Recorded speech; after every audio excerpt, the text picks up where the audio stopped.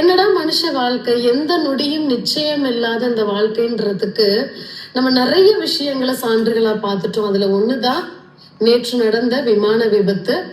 இது எவ்வளவோ ஒரு கனவுகளோட பயணிக்கும் போது ஒரு நொடியில சுக்கு நூறா எல்லா கனவுகளையும் முடிச்சது மாதிரியான ஒரு கோர விபத்து நிச்சயமா தாங்க முடியல. ஆனாலும் இது மாதிரி சம்பவங்களை எல்லாம் பார்த்துமே மனுஷனா நம்ம பிறந்த நாம எல்லாருமே இந்த நொடி நிச்சயம் இல்லைன்றத தெரிஞ்சுமே இந்த வஞ்சம், பொய், பொறாமை, கோபம், வெறி, அன்பை கொடுக்க அனுமதிக்காதது, வெறுக்கிறது, மனுஷனுக்குள்ள இருக்கக்கூடிய வெறுப்பு, இது எல்லாத்தையுமே விட்டு கொடுக்க முடியாம இந்த நொடி வாழ்க்கை எவ்வளவு பொக்கிஷமானதுன்றத உணராமலேயே பயணிச்சுட்டு இருக்கோம் தான் சொல்லுவேன்.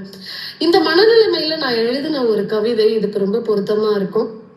மனுஷ வாழ்க்கை பிறந்ததும் இட்டனர் நெற்றியில சாம்பல், அதன் அர்த்தமோ நாமும் அதுதான் இறுதியில. இடையில மண்ணு பொண்ணு பெண்ணு பேராசை அறியல, அந்த மண்ணும் நம்மது இல்லை. பிறந்ததும் ஊர் கூட்டி கொண்டாடும், இறந்ததும் ஊர் கூட்டி ஊர்வலமா கொண்டாடும். கடைசியில காற்றோடு காற்றா கரையும் தேகமும் கடுகளவும் சொந்தம் இல்லை இந்த கழனியில.